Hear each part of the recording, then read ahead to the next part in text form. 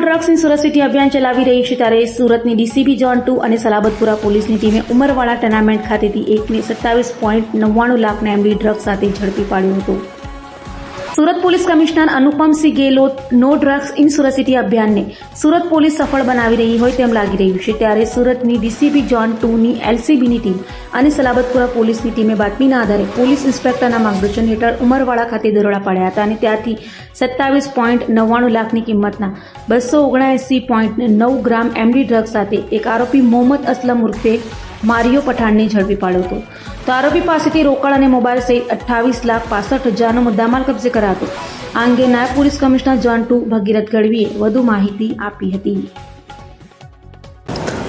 સુરત શહેરમાં zone 2 એલસીબીને information મળી હતી કે સલાબતપુરા પોલીસ સ્ટેશન વિસ્તારમાં એક જગ્યાએ એમડી ડ્રગ્સ એનું મુદ્દામાલ પડેલો છે અને જે આરોપી છે જે આ મુદ્દામાલનું પોઝિશન રાખે છે એનું નામ મોહમ્મદ અસલમ ઉર્ફે મારિયો પઠાણ કરીને છે।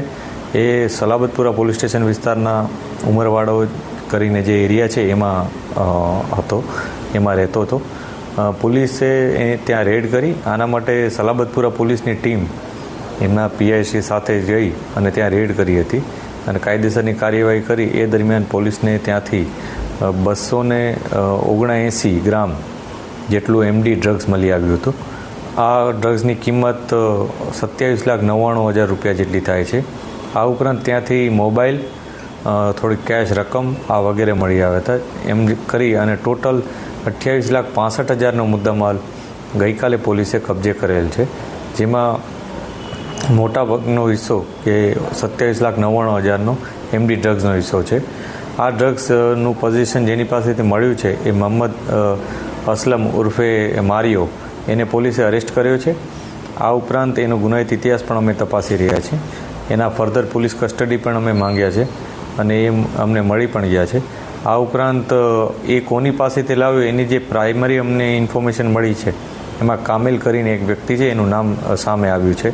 આ વ્યક્તિ વિરુદ્ધ અગાઉ પણ સલાબતપુરા પોલીસ દ્વારા જ એમડી અને કોરેક્સની એક અગાઉ પણ એનડીપીએસનો કેસ કરવામાં આવ્યો હતો। પોલીસ હજી તપાસ કરી રહી છે। હજી આમાં જે પણ લોકો સંડોવાયેલા હશે એના વિરુદ્ધ કાયદેસરની કાર્યવાહી કરવામાં આવશે।